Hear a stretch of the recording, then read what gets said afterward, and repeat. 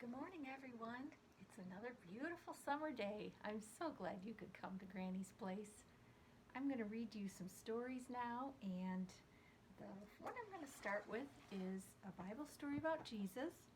This one is called Jesus, the Storm Calming Savior. Wherever Jesus went, huge crowds of people came to see him. He taught for long hours, and he did many miracles. One evening, when he was finished teaching, he told his disciples to get in a boat so they could all go to the other side of the sea. Jesus was very tired, and as soon as they set off, he fell asleep. Suddenly, a powerful storm rose, one unlike Jesus' disciples had ever seen. Many of Jesus' disciples were experienced fishermen, and they had sailed through many storms before. But this storm was different. Waves were crashing into the boat, which was filling with water faster than they could bail it out. Meanwhile, Jesus slept. The disciples, filled with fear, frantically woke Jesus up. "Lord," they said, "we're going to die. Don't you care? Save us, please, save us."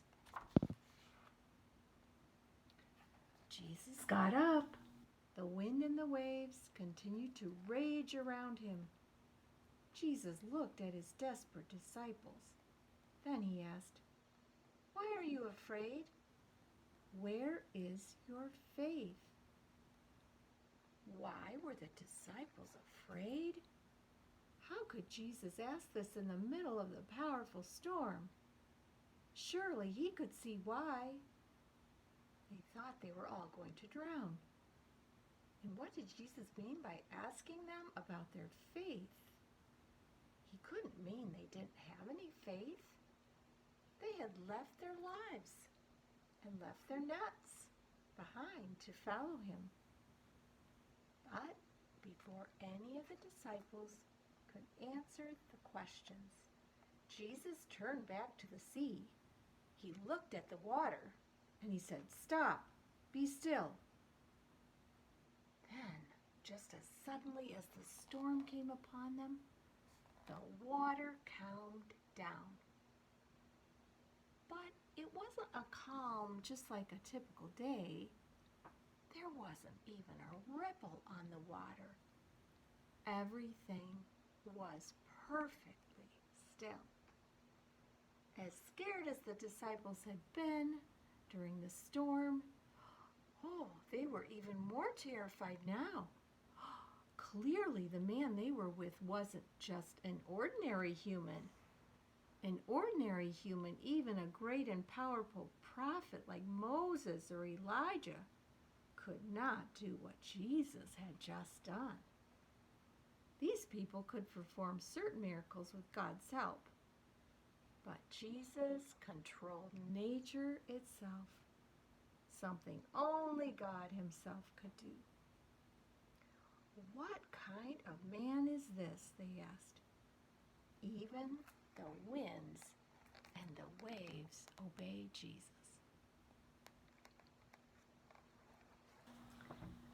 Now we're going to read about this. The Son of God, Jesus, is fully God and fully human. As a human being, Jesus did all the things people do. He ate, he drank, laughed, and slept. But Jesus isn't just a human being. Jesus is also fully God and can do all the things only God can do. He has power over evil spirits, he heals people, and he rules over creation. Because Jesus is human, he understands everything you go through. Because he is fully God, he can hold up the whole universe, and he reigns over it. There is no one like Jesus. I'm going to read some questions about this story. How do you think you would have felt during the storm? Well, I know I would have been scared. Do you think you would have woken Jesus up? Oh, I'm sure I would have. Why do you think Jesus was sleeping soundly, even as the wind and waves beat against the boat? That's because Jesus had power. That's why he could sleep through the storm. He was stronger than the storm. When Jesus calmed the storm, he proved that he could control nature, something only God can do. Now you can think of some other ways Jesus does what only God can do. Thanks for listening. That's from our big book of Bible truths. And you can see it right on the cover. Jesus is calming the storm.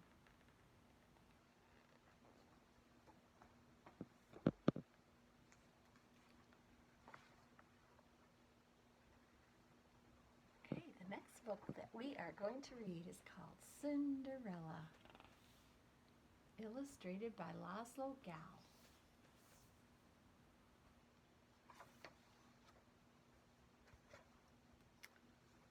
One time, there lived a girl.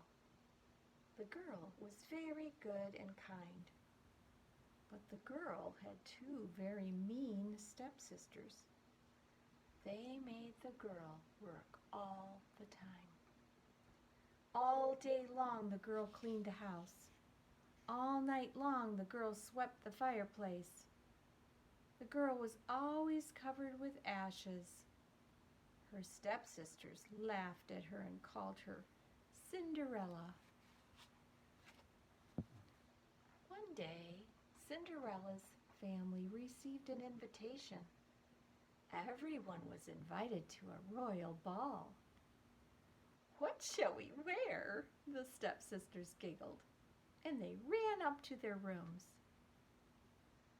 "I would like to go to the ball," said Cinderella. The stepsisters laughed and laughed. "You cannot go in those filthy rags," they said, "and you must finish cleaning the house too." Cinderella sat down and cried. But then a fairy appeared. "I am your fairy godmother," the fairy said.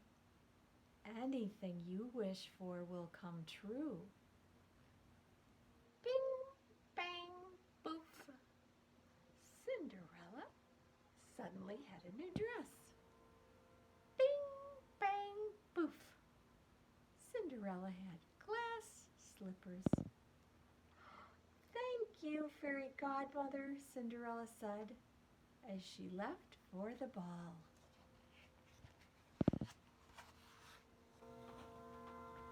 Cinderella arrived at the ball. She was the most beautiful girl there.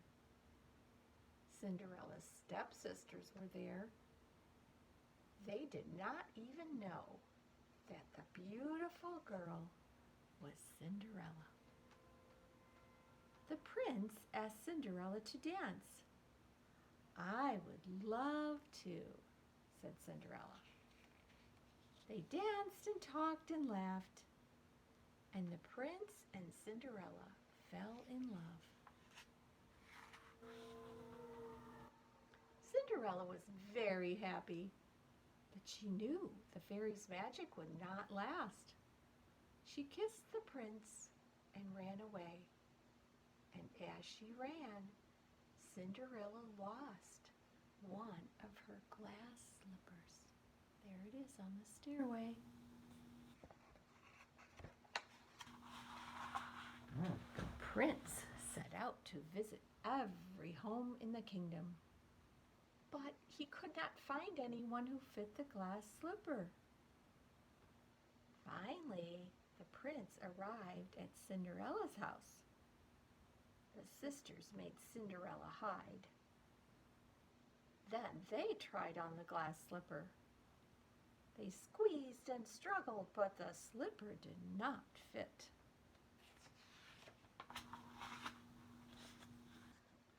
The prince heard someone in another room. "Who is that?" the prince asked.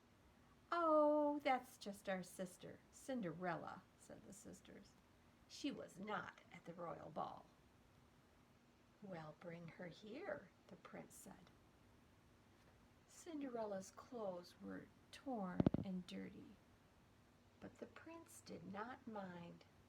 The slipper fit Cinderella, and he knew that he had found his love. That very day, Cinderella and the prince were married, and they lived happily ever after.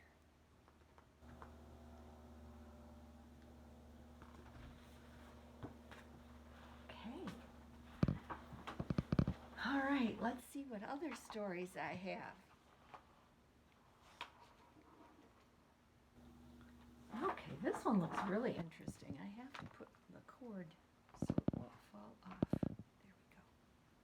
Okay, this story is about, sorry about that. This story is about crayons. It says, Beginning to End, Wax to Crayon by Julie Murray.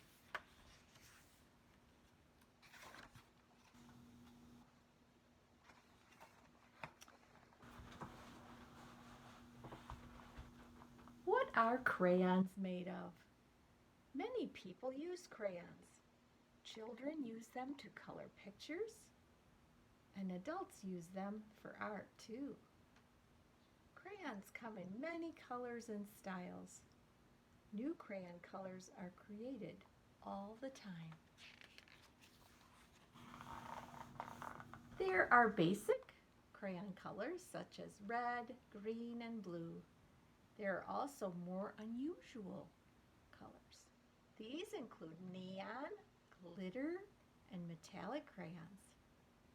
Do you know how crayons are made?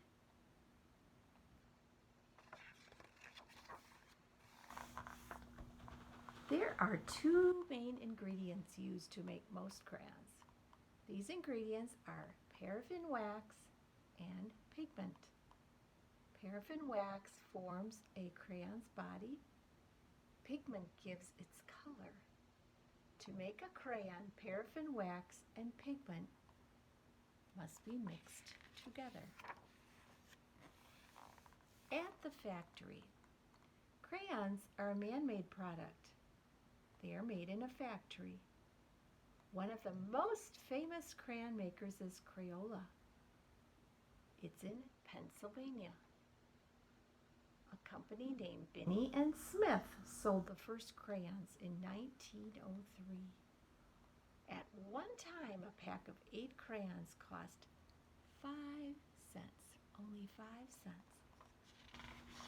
The name crayon comes from the words cray and oleaginous. Cray is a French word that means chalk.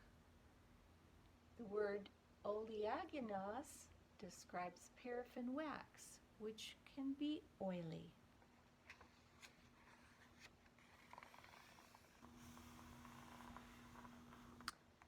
In the 1900s, there were 8 different colors in a box of crayons. And today, the biggest box has 120 crayons. Yale University once did a study on smells.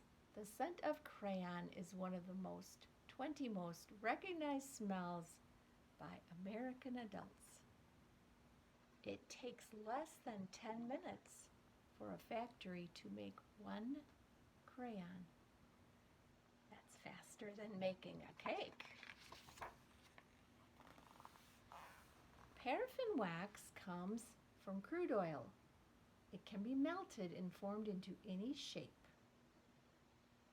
Then it's mixed with pigment to make many different colors. When the mixture is heated, the wax melts to a liquid. Heat makes the wax and the pigment blend together. After the wax is melted, it's time to shape the crayon. Crayons are shaped using a mold. A mold has many crayon-shaped holes. A machine pours the colored hot wax into the holes. One mold can make more than 2,400 crayons at one time.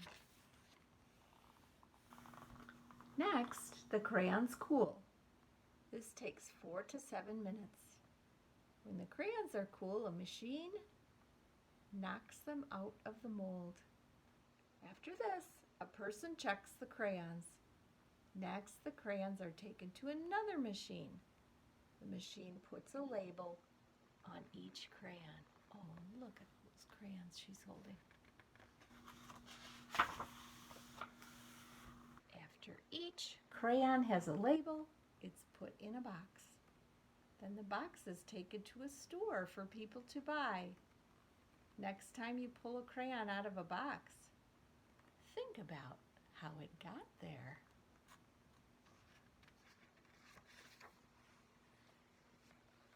Well, that was a fun story about how crayons are made. Pretty soon you'll have to buy a box of crayons to go to school with, probably. Okay, well, I hope you guys enjoy those stories, and I will come back real soon because I love to read stories to you. Thanks for coming to Granny's Place, and you guys have a wonderful day or night. Bye-bye.